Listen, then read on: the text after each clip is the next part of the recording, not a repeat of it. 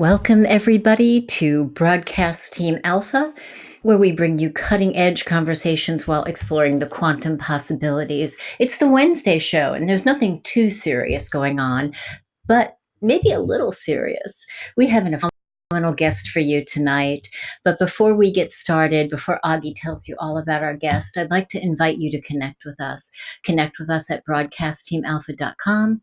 Please subscribe to our YouTube channel. And if you'd like to have notifications when we go live, just click the little bell and that will give you notifications. And we're so grateful that you support us by liking and sharing and joining us on Facebook if you participate in that. And you may notice that there's a new function called Super Chat. And if you would like to support us with the green money energy, that would be a place to do that. But no matter which way you support us, we are so glad that you are here. Thank you. I'm Nori Love. My co-host is Aage Nost. And Aage, you want to tell us about our amazing guest? Absolutely. Absolutely. And it is such a delight for me to introduce our guest here tonight because it is Jim Nichols. And he's a friend of mine. And he is right here in Tucson where I am. And we are both cooking here. I just checked a little while ago. It was 110 degrees where I was at. Wow. Boy, oh boy. and he was actually also doing TV shows down at TCCC here in Tucson, the same station that I was doing both Hidden Truth and Access News at. And he has put together a group called Quantum Horizon, where we have monthly meetings, where we are guests sometimes, or he shows some of his latest video productions, and that gets very interesting. Since 1980, he has been an illustrator and a painter of landscapes and UFO art. And he's got a large number of paintings. And these paintings are published internationally in books and articles and just about everywhere, especially when it comes to the UFO art and paintings. If you ever see one, a painting with a UFO out there on the internet land, chances are 50-50 it's one of his paintings. And I also, his art are routinely featured in the History Channel's UFO Hunters. And he has 33 illustrated blogs on his website. And I'm going to mention that website right now so we make sure we get it right. That's www.jimnicholsufo.net. And over the several years, he has created a lot of video productions. One or two of them I would really mention. One of them is the Nazi German flying discs. And boy, oh boy, did he do some research on that one. He dug it out of East Germany and Antarctica, South America, and assembled it. This is one of the videos that you've got to see because there is not just theory here. This is evidence that is brought forward. And also the one, the Aldebaran Mystery. That won 2 EBE awards at the 2010 International UFO Conference in Laughlin, Nevada. And Jim has also featured, he's a speaker at the March 2019 MegaCon in Laughlin, Nevada. And he produced over 20 video documentaries for UFO TV, Disclosure Channel, and they are featured, I think, several other places. And he's also on YouTube. So don't get him confused there because there's another man with the same name. So and he has also set up just recently a Patreon site, which we will let you know about later, because there is a way that you can help and support what he's doing because he's doing such phenomenal work. So welcome to the show, Jim. Well, thank you, Aage. That was outstanding. Thank you. But I must have the Aldebaran Mystery is the name of my German saucer research video. Oh, so it's not like they're two entities. It's just the Aldebaran Mystery is my premier UFO German flying saucer video that I produced way back in 2010. Yeah, I got those confused there, so I'm sorry about that. But you got it straight now. Thank you. So exciting to have you here. Thank you so much. Thank you. I'm so pleased to be here. Oh, so where should we start? I mean, I am new to your work, and I'm a little bit new to the whole ufology, so I may be asking some of the more basic questions, but those are always the most fun. Oh, good. Good. Where should we start? There is one area of ufology that probably has the most voluminous information of anything out there when it comes to UFO, and that is this issue with Billy Meyer. And Nori, you were talking the other day, we were talking about this show, and you said you wonder, what is their spiritual awareness? What kind of spiritual values do they have? The Pleiadians? Yeah, the Pleiadians. What in the middle of this? Maybe you can run with some of this, Jim, because I know you've researched this a lot. No, why don't we get into that? Why don't you let me back up a little bit? And it's like, how did I get to be a UFO illustrator in the first place? Let's start. Yeah, I mean, the man who is an artist. Let's get back to basics here. I grew up back in the 1950s, and when I was a little boy, everybody was talking about flying saucers. And my parents were excited about flying saucers, and it made me excited. What I wanted to see more than anything in the world was a flying saucer. I didn't want to see UFOs. I didn't want to see little lights in the sky. I wanted to see a circular flying machine to prove to me that flying saucers were real. And my daddy took us to the drive-in movie one night to see one of the very first UFO documentaries that was ever produced. And I was so excited. I'm going to get to see a real UFO. And all through the documentary, all they did was talk about it. And it's like, I want to see the real deal here. And they finally showed a little clip from, I think it was Great Falls, Montana. And it's this water tower, and these little lights flew behind the water tower. And they said those were UFOs. And they were so small and so indistinct. They could have been a flock of birds. Right. They could have been afterburners from jet planes. They could have been anything. But it's like, damn, I wanted to see a flying saucer. Yeah. Okay. Yeah. So it was a few years later, and Hollywood started cranking out all these flying saucer movies. And I just loved them. And that's what fueled the fire of my flying saucer fetish.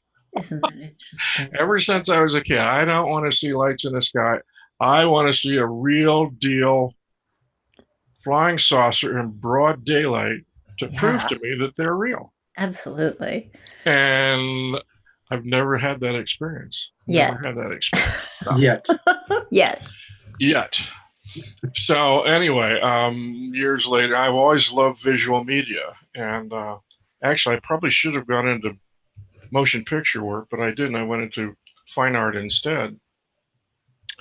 But over the years, I did moved to Tucson, Arizona after I got out of the service and painted lots and lots of desert landscape paintings until I got totally bored with it. And I thought, just to make it more interesting for me, maybe I should just put a little flying saucer in one of my desert paintings. Yeah. And I did, and I showed that at a show just for fun to see what the public reaction would be to that. And I was fully expecting ridicule. I thought people would look at that painting and laugh at it and say, oh, isn't that stupid? He put your flying saucer. The reaction was totally different. I was not prepared for the reaction. The people looking at that painting loved it. They were totally mesmerized by it. So I'm thinking, wait a minute, it's like this UFO thing is much deeper within the public psyche than I realized. And when I showed that painting, I actually got a commission from a gentleman here in town who had seen flying saucers in the mountains here. And he commissioned me to do a painting based on what he saw in the mountain. Wow. So that was this is like 1978 or so. One of my very first serious flying saucer paintings. Okay. So from that, I got more into more science fiction paintings, science fiction themes. So I was always looking for material in the bookstores for science fiction books and paintings and art and things that would stimulate my interest and so forth. So one fateful day in the spring of 1980, I was in a Walden bookstore here in a mall, and I found this picture book with this full color picture of a flying saucer on the cover. It was a photograph. It wasn't a painting. Wow. It wasn't an illustration. It was a real deal photograph, full color, of a flying saucer on this cover. And the book was titled UFO Contact from the Pleiades, Volume 1. And it was a great big picture book.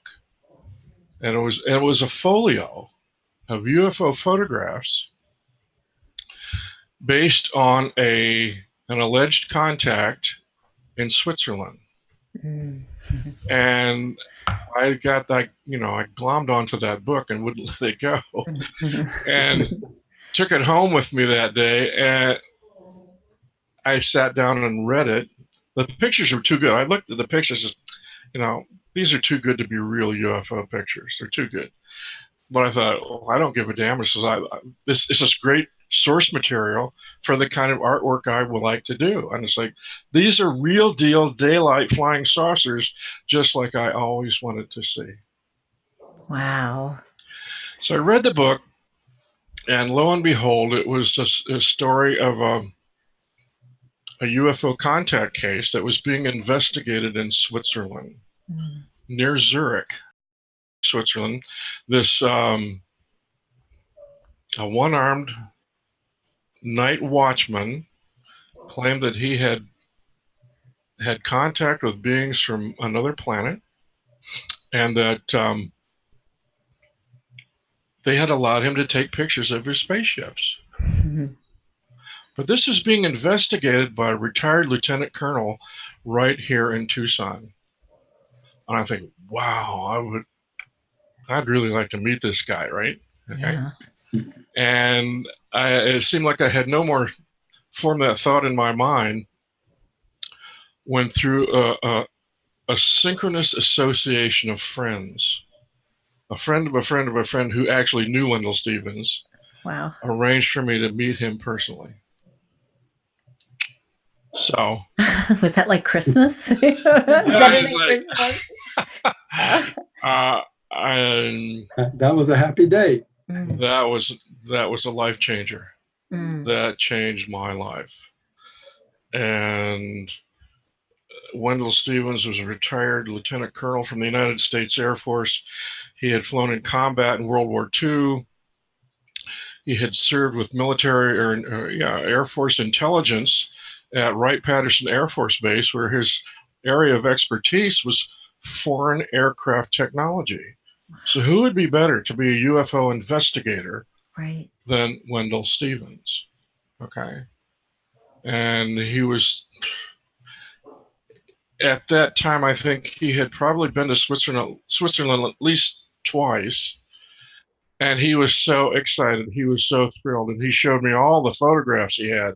And he said there was sound recordings and pictures of landing tracks, all this paraphernalia that he collected over there. And he said this is the most comprehensive UFO case he had ever encountered in 20 years of research. So, to make the long story short, Wendell explained to me that Billy Meyer was allowed to photograph the flying saucers in the air, but never landed on the ground. So, and he was not allowed to photograph the occupants or the pilots. So I thought, well, I'm an artist. says, here's where I can contribute to this research. And so that's when I did my very first painting of UFO contact from the Pleiades, showing that the spaceship landed on the ground. And maybe your producer can stick that image up with the saucer landed on the ground, and the young lady who was the pilot standing out in front of it, and with Billy Meyer, the contactee, off to the side. But that was my very first foray into UFO painting and UFO illustration, and I've been hooked ever since. Yeah, and that is that picture where you see the craft sitting in the background, and the lady, the pilot, come walking towards Billy on the grass. Is that it? Yeah. Is that picture? Yeah. It's actually up. It's and it says Jim Nichols art on it. That one. Well, there's another one that doesn't have the text on it also. Okay. Yeah. Oh, we'll get around to that. Yes. Anyway, that's how I got involved with. That's amazing. With Mr. Wendell Stevens, and it's an extraordinary association. I knew him from 1980 until the time he died in 2010, and he was a major part of my own personal odyssey into UFOs. Amazing. And I think also that you interviewed him several times on your TV show in Tucson. Many, many times. We had, in 1991, I was approached by a gentleman who had an idea for a public access television show. And his name was Ted Lohman. And at the time, I had been painting UFO stuff for about 6 or 8 years. And I had quite a collection of UFO paintings by that time. And he saw my artwork and he says, your work is so good. He says, you must know something about flying saucers. He said, would you be co-host on my TV show? And I said, absolutely not. I said, no, I don't do TV. So I like the privacy of my studio, but I don't like to sit in front of a TV camera. But Ted had been a used car salesman. Yeah. And Ted did not take no for an answer. So he jawboned me for about 2 hours. And he also he was blind in one eye and he had limited vision in another due to a metallurgy accident. And so he was handicapped. And I thought, well, cut the guy some slack. He's handicapped, it won't kill you to do a few shows. So I very reluctantly agreed to be his co-host. And this was in July of 1991. And our show lasted until 1997. And before it was all over, we had our UFO shows on public access channels all across the country. It's called UFO AZ Talks with Ted Lohman. Yeah, that was a phenomenal show, and in fact, I was a guest on there once too. And I think also after that first section of your TV career ended, there you started it back up again, pretty much on the same arena, wasn't it? No, not really. I was. We did a live talk show every Friday night. Yeah. But after a while, it was frustrating for me because I'm very visual. And to just talk about flying saucers wasn't enough for me. So it was until many years later when computer technology caught up with my interest, I realized I could produce videos on my own computer. So that's when I started doing videos, and I did like the Aldebaran mystery. I did that in 2010. And I showed that at the UFO conference in Laughlin, Nevada that year, and entered it into the video contest. And it won 2 awards, and it caught the interest of Tim Crawford, who was the head of UFO TV at the time. And he says, we'd like to air your video on our UFO TV channel. And so it's like one thing led to another, and I just for the last 10 years, I just been producing more and more videos for that. And you are not stopping now. You're doing more of them, and about every other monthly meeting here, you got a new one out. Seems like it, doesn't it? Yeah. Well, we started a monthly meetup here in 2012. Actually, we had a defunct MUFON group that I was asked to speak for, and I was the last speaker they had before they disbanded MUFON here in Tucson. And I asked the group, I said, you know, is anybody here a MUFON member? And only one person raised their hand. I said, well, what are you people doing here? And I said, well, what do you want to do? You want to disband the group? He said, no. He says, we want to keep going. He says, we want you to run the group. So that's what you did. Silly me. I've been, we renamed it Quantum Horizons, and we run the show, or we run a monthly meetup group here in Tucson, where I get to show a lot of my videos. Yeah. And that is a fun get together. We get quite a few people coming every time, and I tell you, you're good at those presentations, and you have good guests too.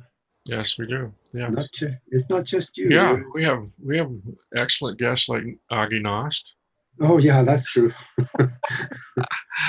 And yeah, we have a lot of fun. We have a really good group, and they're very smart, and they really keep me on my toes. So it's like, if my work, you know, the quality, I maintain the quality of my work simply because of the just how sharp that group is. That's a shame that you haven't been able to see an actual UFO by yourself. Well, I have seen UFOs, but UFOs don't impress me. I've seen funny lights in the sky at night, and it's like, so what? That's not what I want to see. Yeah. I want to see real thing. Yeah. I want to see a real deal flying saucer, just like I painted for Billy Meyer. Yeah. When I see one of those, I know I finally made it. Yeah. Yeah, we saw some of those lights about, what is it now, 3 weeks ago? Mm-hmm. Yeah, we have seen funny lights in the sky, and yeah, those are UFOs. Those are unidentified flying objects. They're objects bobbing around in the sky that are unidentified. But like I said, my fetish, my fascination, is with flying saucers. Now I got to tell you, Wendell Stevens published a book in 1986, which was called UFO Crash at Aztec, which was about a crash at Aztec, New Mexico. But in that book, he had a very small addendum in there that talked about flying saucers that were built by the German Third Reich during World War II. Okay? And up to that point, you know, I flying saucers all come from outer space, right? There's no earthbound, you know, physics involved here. But that, and I just rejected the whole idea of German saucers. I could not wrap my head around that. But after a while, and I started doing my own research with regard to that, and there's a serious body of evidence that said the Germans were indeed developing circular flying machines, which by our technology standards today, we would consider helicopters. What they wanted to do is create vertical lift flying machines that weren't dependent on huge runways that could be easily bombed and destroyed. So the Germans were actually ahead of the game developing flying helicopters, which some of these discs actually were precursors of helicopters. But that line of research had intrigued me so much. And within Wendell's book, there was a little schematic drawing of what one of the German flying discs looked like. So I thought, you know, this would be another challenging to do a full-blown painting that looks like this German saucer out in a test facility out in Germany or Poland somewhere. It's a secret test. So in 1991, that was my very first. 1980 was my first serious painting for Wendell Stevens, but in 1991 was my first serious painting of a German flying saucer, and I showed that saucer at the very first international UFO conference that we had here in Tucson, and little did I realize that's become one of the most famous or infamous Jim Nichols UFO paintings in the world. It is used everywhere. It is seen everywhere. And I'm as amazed and bamboozled by that as anybody, because when I did it, I thought it was just, this German flying saucer concept is just such a flash in the pan. And people will ignore it after a while and they won't even talk about it anymore. But it's just the opposite. The German flying saucer issue has become one of the major mythologies within the whole UFO and the whole field of ufology. And it seems like it gains more interest over the years. And you've seen that yourself, Aage, over the years. Oh, yeah, absolutely. And that dates all the way back to Europe, before I even left the country of Norway back there. Right. When I was a little kid, there were articles in the newspaper back there talking about the round airplanes that the Germans had built. Mm-hmm. We know that happened. Yeah. Right. In fact, the drawings that I've seen later looks exactly like that painting that you did, that one, the famous one. Mm-hmm. Mm-hmm. Well, just recently, a collection of German stamps. These are supposed to be allegedly stamps from World War II Germany that show, it's a collection, or 6 stamps that show Nazi or German saucers. And 5 of those images are my paintings. Wow. But whoever did this claims that this is proof that in World War II, the Germans actually had flying saucers.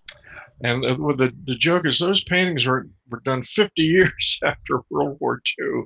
And so it's amazing what people with Photoshop can come up with, and their little scams on the internet.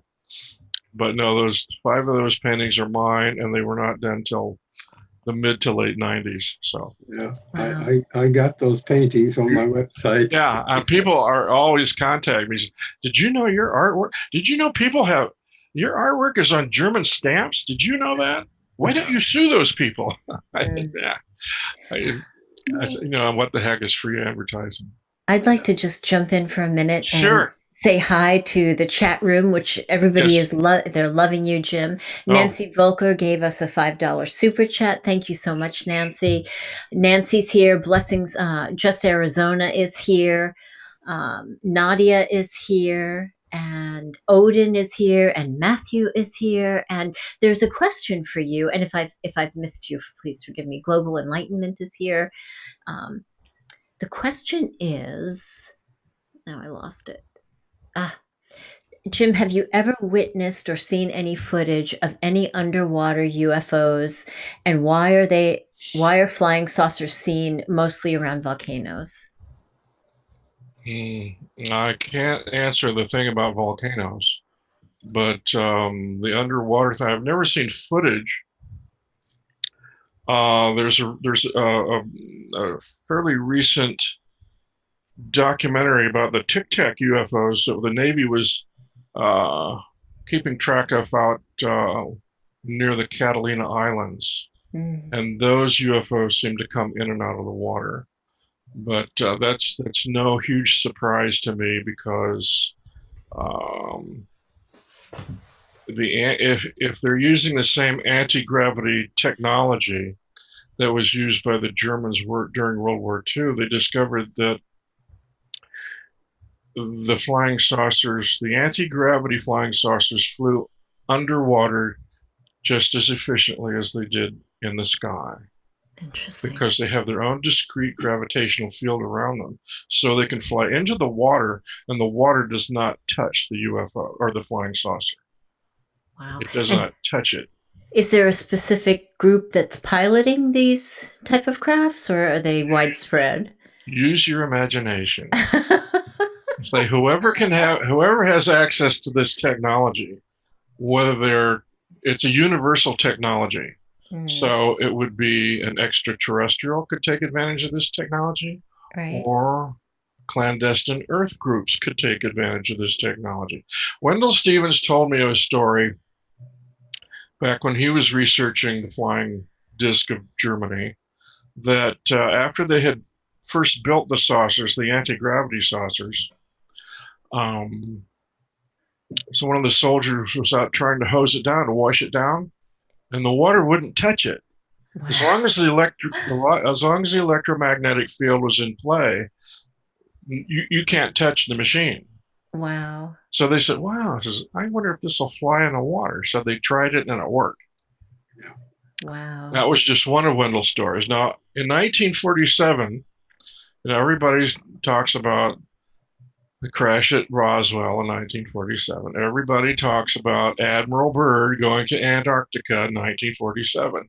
But nobody talks about Wendell Stevens at the North Pole in September 1947, when he was assigned to a B-29 reconnaissance base in Fort Richardson, Alaska. And they were flying reconnaissance flights over the North Pole. And Wendell's job, he was a major at the time, Wendell's job was to debrief the flight crews after each one of their legs across the Arctic, the North Pole. And he said about once a month, he would get a report that the crews would report they saw flying saucers parked on the ice pack. They saw flying saucers coming in and out of the water. They had flying saucers, flying circles around the B-29s. I don't ever recall him describing that there was a conflict or they shot at anybody. But he said that the flight crews had specialized electromagnetic equipment aboard the planes, and they had all kind of photographic equipment.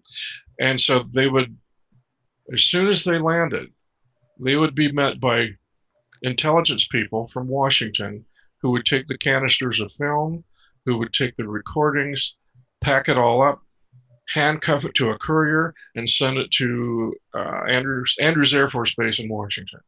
So, yeah, the stories about saucers coming in and out of the water goes all the way back to the end of World War II. Wow, interesting. Okay. There's one more question here. Let me Sure. just get back down to it. Actually, I'm sorry, I just lost it. Yeah, you guys go on. I'll catch back up with you. I just lost it. When I first met Wendell, he said in 1980, Wendell was pretty much convinced that all flying saucers were coming from outer space.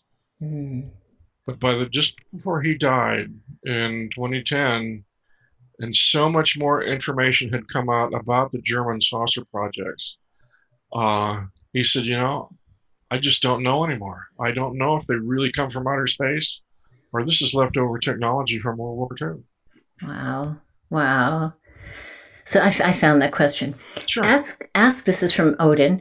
Ask Jim if there was any moment in your life that you did not believe there were flying saucers, and had you ever seen the artwork found in India where they show a battle scene? I haven't seen it, but I've heard of it. The battle scene in India. Was there any point that I didn't believe in flying saucers?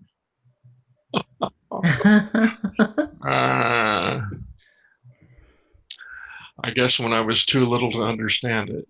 But once I was old enough and I heard the grown-ups around me talking about the strange things that were seen in the skies, that I was hooked from that point on. And then, of course, by the time I got into grade school, all Hollywood was just all of the science fiction movies in Hollywood were flying saucers. So that just fueled my fascination. My interest did die out, I would say, from the time I was drafted in 1970. until the movie Close Encounters came out in 1977. It wasn't that I didn't believe, it was just I just didn't give a damn. Yeah, yeah. I wasn't interested in it. But when Steven Spielberg came out with his blockbuster movie in 1977, that sparked my interest all over again. And then 3 years later, I'm talking with Wendell Stevens in his office, and it's like suddenly the movie Close Encounters was completely real. It's like I'm in the middle of this, and this stuff isn't a Hollywood movie. This is the real deal. So, I've carried that fascination ever since. You probably were one of those people that woke up at the age of 5. So if we did ancestry DNA on you, would you have like Pleiadian DNA, or has anybody asked you that? Yeah, I've been asked that a lot of times, but I don't know. I have no idea. How would you know Pleiadian, DNA? That's a good question. Yeah, but I will say this: I feel like my footsteps have been guided on a very specific path over the entire course of my life, and that path. It was no accident that I was in Wendell Stevens' office that day.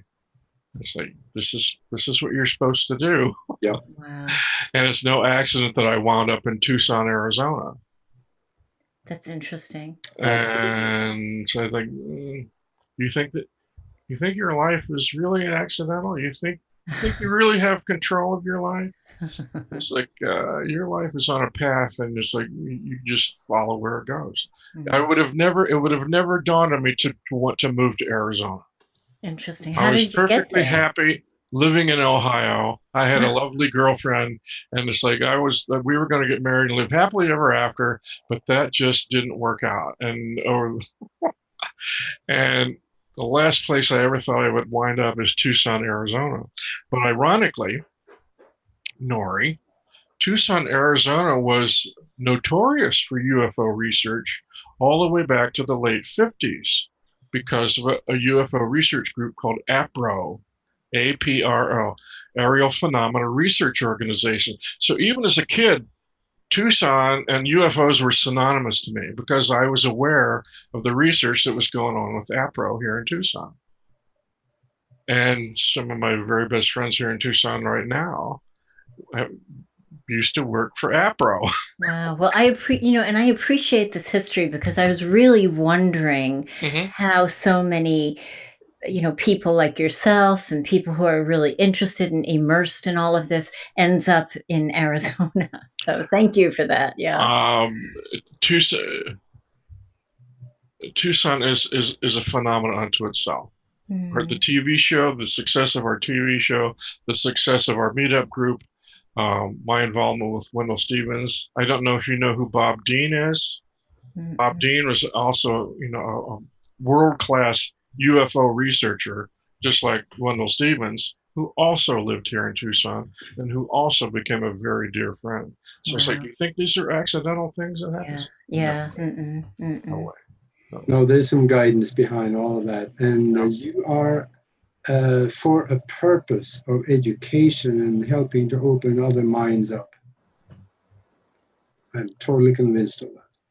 Well, that was kind of my plan when I decided to do illustrations for Wendell. It certainly wasn't to get rich. Yeah. I wanted to get rich. And, I get people bug me all the time because they see so much of my artwork on the internet. And I says, why don't you see them? Why don't you see that? I said, That's not what I'm about. It's like, yeah, I would like to get paid for the work I do.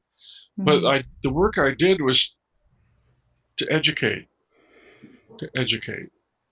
to expand people's minds. You may look at one of my paintings and say it's totally insane, or it's like that would never happen. But at least it gets you to think. Absolutely, yeah. At least it gets you to think. So. Yeah. So can we talk a little bit about the Pleiadians and what you know about them, or what's her name? Jinyasa? Semyasi, yes. Semyasi. What she had to say, or? Well, I'm sure you're familiar with Shirley MacLaine. Yes, I am. And Barbara Marciniak. Actually, we spent an afternoon with her recently. Barbara? Mm-hmm.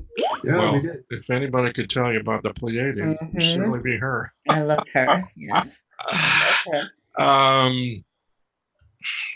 Wow. Billy's primary contact, according to his story, was a young lady who was a youthful 300 years old, who looked to be about 30, 29 or 30, and petite, very fine, pale skin, long blonde hair, and she was a skilled pilot, star pilot. At 300 years of age, how many doctorates could you accumulate in that amount of time? Yeah. But her thing was she had an interest in Earth sociology. Interesting. Okay. So need to settle one thing right now, that the Pleiadians did not come here just to visit Billy Meyer. 500 light years across space just to visit Billy Meyer. They had other bases here. They had other activities here, and his contact with Semjase was just an add-on. It was just to indulge her, human sociology project. Interesting. But she would share very simple, basic, kind of metaphysical truths, and that and it's like Shirley MacLaine out on the beach saying, "I am God." It's like, well, Semjase would say, "Of course she is, because we all are. We all are expressions of one divine consciousness." Yeah. And whether you live in the Pleiades or whether you live in Poughkeepsie, it's like you're one expression of one consciousness. And it's like she said that was probably the main thing she wanted to get across to Billy. They said, so just chill out. So people need to just chill out, because we are all one God consciousness. And to me, that was the most beautiful insight that she had to share. The other thing that they were concerned about, and this has been a problem even with Billy and his group, is that they were very reluctant to contact Earth humans, because Earth humans kind of have this gut reaction to want to worship them as gods. Interesting. And they were just absolutely adamant: do not worship us. They said, we are no different than you are. No different. So we might have a silvery spaceship, but the bottom line is we're all one consciousness here. And she said the problem with Earth humans is they want to take a contact like this and turn it into a religion. And then and as it has played out with Billy Meyer, it says he's become like the focal point of a study group where they regard him as the holy prophet, which really defeats the whole purpose of the Pleiadian message in the first place. Yes. I wonder why they chose him, though. I mean, I know it was her sociology experiment, but why Billy? Yeah. Well, why Wendell? Yeah. Why right. Wendell? Why me? And it's like, you guys have been set up for this. And I think Billy had his own. Billy was raised in a very conservative, middle-class Swiss family, and he was anything but conservative middle class. He was a truant in school, and he was a vagabond. He was a world traveler. He joined the French Foreign Legion. You name it, Billy did it. And he traveled all around the Middle East. And I think he was in a bus accident in Greece where he lost his left arm. Oh. And he married a Greek girl named Calliope. And they went back to Switzerland and raised 3 children. with his disability, he lived on a government pension, which didn't pay hardly anything at all. Wow. And then one day, starting in January 1975, and his primary means of transportation was a little moped. Interesting. A little moped bicycle, motorized bicycle.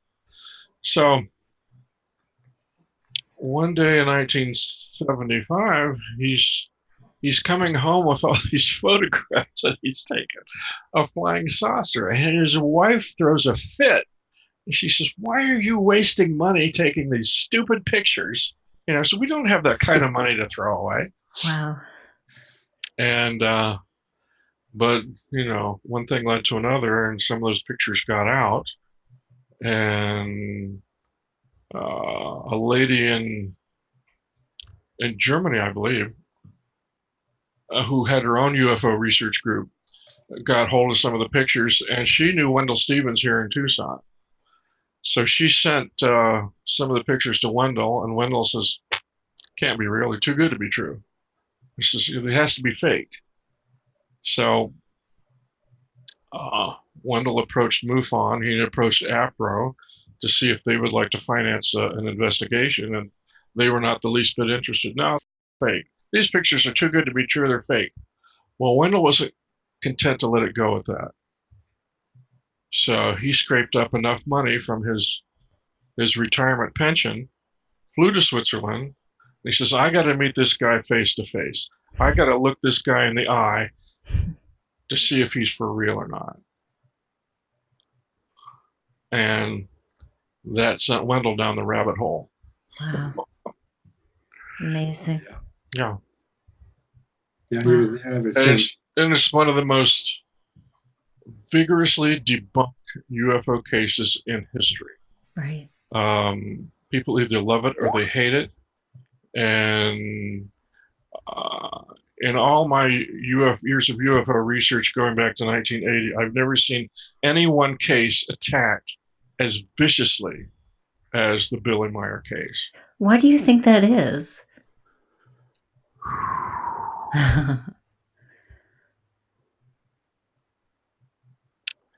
Well, it has to do with the powers that be don't want to admit that there's anything out there that they have no control over, right? Mm. So no matter what the case is, the research always comes down to, well, it was a fake, it was birds, it was swamp gas, it was planet Venus. There's the most prosaic excuses they can make to debunk any case always wins the day. So at the end of the day, and from 1947 until this very day, the bottom line is that nothing out of the ordinary exists. Yeah, that's the agenda. That's the party line. And even 60 years of research, MUFON pretty much comes up to the same party line that, well, we've researched all these UFOs, sightings since for 60 years, and we still can't find any that are legitimate. Yeah. So, I lost my faith in them. To me, it's a rule of thumb: the more vigorously they attack any UFO case, the more authentic it probably is. Does that sound about right? Yeah, that makes sense. That does make sense. Okay. All right. So, and even Wendell, years later after his original UFO investigation of the Billy Meyer case, he would do UFO conferences, and people would always come up to him and say, "Mr. Stevens, do you really believe that Billy Meyer thing?" And Wendell would always say, "Yes, I do. Yes, I do." But Wendell had tested and researched all the physical evidence to his satisfaction, and it was the evidence, the physical evidence that he had determined, that something out of the ordinary really happened here. But where he gets into the Billy Meyer messages, he says, are totally subjective. He says there's no way that we can prove that this is real. So it's like Wendell never became a member of Billy's meetup group. He never became a member of the Figu. Wendell always maintained his independence. And that was wise on his part, because I gave him a little more credibility. Mm-hmm. Interesting. Man, oh man. Wow. I know they played good stuff. How are we doing on time? We have about 5 minutes. Oh, okay. This is really amazing. I know the Pleiadians, in order to travel from where they came to here, they had to bend time. And there is a story about Billy being called out one night because there was a contact supposed to happen. And when he came back, he was all shook up because they had shown him how the Pope was killed. Right. They would show him all kind of interesting before things. It happened. Right. One of the experiences that Wendell had while he was with Billy in Switzerland, Billy had been extremely sick. I think he had pneumonia. But one night it was pouring rain, and Billy gets this cooling sensation on his forehead, which tells him, I'm going to have a contact. So here's Billy. He's getting all bundled up.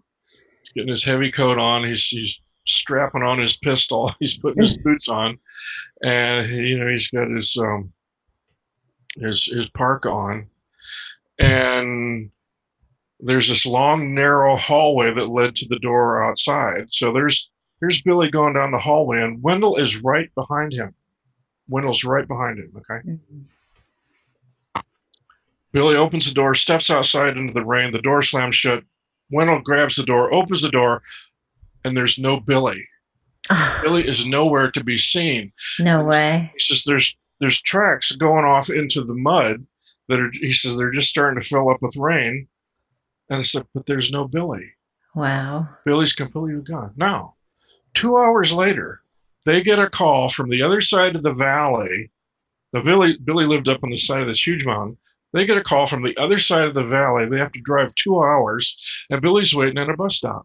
Oh, my goodness. So they drive all the way over, pick him up, and Billy's sitting in the bus stop, totally dry. Totally dry. So Wendell said, stuff like that would happen, and he's like, how do you rationally handle this? Yeah. Right? So amazing. I love this. Thank you. Thank you. Well, you have any more burning questions you need to ask? Maybe we'll have a part 2. Yeah. I'd be happy to do All right. That would be wonderful. I think you missed the story, though, but the Pope got killed because he came back and told that story. Yeah, right. Wait, what happened? There was just it was the shortest, reigning Pope in history, and I think he was only Pope for a couple days. But Billy, the Pleiadians told him that the Pope would be assassinated, and so the Pleiadians somehow they were accessing this kind of information. Billy said they had a monitor, a TV monitor inside the spaceship where they could look backward and forward in time. Okay, and they were monitoring the activities of the Vatican, which were a lot of skullduggery going on there. And if you go back and research the shortest lived Pope back during the 1970s or the 1980s, the Pleiadians had given Billy all the backstory of what was really going on with this. That the Pope had been murdered. Actually, it was that there was clandestine stuff going on within the Vatican. Big shocker there. Yeah. I just want to ask one question. I'm sorry, Aage. Nancy in the chat room wondered if the Pleiadians helped. Was it Wendell that had pneumonia or was sick, or who was it you mentioned before? That was Billy. Oh, it was Billy. Billy was extremely sick. Did they help? Yes, they did. They did. They didn't cure him, but they did some work on him, energy work on him. They told him to go home and go to bed, and you'll feel better. Oh my goodness. I love this. This feels like old home week to me. So thank you. Wow, my pleasure. It's delightful to be here. Let people know how they can get in touch with you and also support you. And you got the floor. Oh, my website is jimnicholsufo.net. Let me show here. What else have I got? I got all kinds of goodies. You're on Patreon, right? I'm on Patreon, yes. Go to, I have my own YouTube channel. It's Jim Nichols UFO Video. And I have an extraordinary video on there which shows Wendell Stevens. You can actually see Wendell when he first got involved with the UFO contact with the Pleiades, and you could actually see how excited he was in sharing this information with the world. So that's on my my YouTube, Jim Nichols YouTube channel. Let's see. I'm also at Jim Nichols Patreon. I have videos on UFO TV YouTube, which is on both YouTube and Amazon Prime. So I've got about 20 videos with the UFO TV, and awesome. And I have over 30 blogs on my website. Yes. So if you don't see my videos, read my blogs, because my blogs are the scripts to my videos. Nice.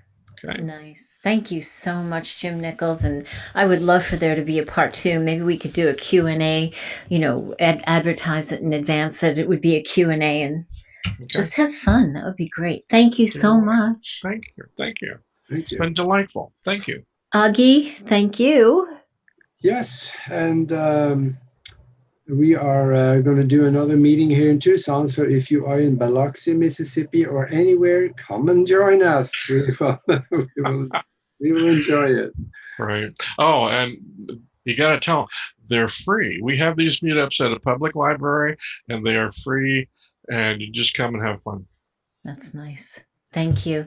Thank you, everybody in our chat room. Thank you to our producer. We're sorry about the feed. There's been a lot of storms across the Northeast up here. Well, yeah, even the Southeast. So thank you for the super chats, and we'll be here next week. Tom has been extremely busy. It's been a little bit bittersweet. He's so busy that he's made a decision that he won't be on with us every single week. He will be coming on for guest appearances, but we just wanted to let you know that, and we just wish Tom all the best in the whole world. So we'll see you next week, everybody. Katie, thank you so much, our great producer. Thank you. Thank you. Jim, thank you very much. We will see you soon. Yes.